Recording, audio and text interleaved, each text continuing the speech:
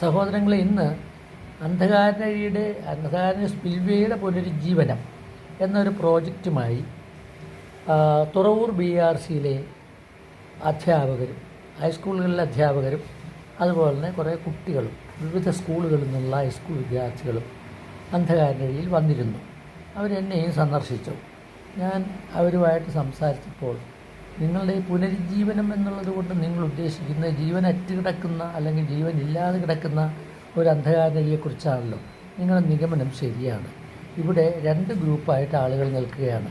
ഒരു ഗ്രൂപ്പ് മത്സ്യവുമായി ബന്ധപ്പെട്ട എല്ലാ കാര്യങ്ങൾക്കും വേണ്ടി നിൽക്കുന്നു, മറ്റൊരു ഗ്രൂപ്പ് കൃഷിയുമായി ബന്ധപ്പെട്ട എല്ലാ കാര്യങ്ങൾക്കും വേണ്ടി നിൽക്കുന്നു. അപ്പോൾ അതിൻ്റെ ഫലമായിട്ട് ആർക്കും ഒരു തീരുമാനത്തിൽ എത്താൻ കഴിയാത്തൊരു സ്ഥിതിയാണ് ഉണ്ടായിരിക്കുന്നത്. അപ്പോൾ നമുക്ക് എന്താ ചെയ്യാൻ? രാഷ്ട്രീയ പാർട്ടികളാണെങ്കിൽ നിഷ്ക്രിയരായിരിക്കുകയാണ്. അപ്പോൾ ഈ സ്ഥിതിയിൽ ഇവരെ 2 കൂട്ടരെയും ഒന്നിച്ചിരുത്തി സംസാരിച്ച് ഒരു സമവായം ഉണ്ടാക്കാൻ കഴിവുണ്ടാവണം ആർക്ക്? നമ്മുടെ ഗവൺമെൻറ്റിന്. അങ്ങനെയെങ്കിൽ മാത്രമേ പുനരുജ്ജീവനം സാധ്യമാകൂ എന്ന് ഞാൻ അവരോട് സംസാരിച്ചപ്പോൾ പറഞ്ഞു. ഇനി നാളെ അവരെന്ത് തരത്തിലുള്ള പ്രോജക്റ്റാണ് എഴുതി സർക്കാരിന് സമർപ്പിക്കുക എന്ന് കാത്തിരിക്കുകയാണ് ഞാൻ.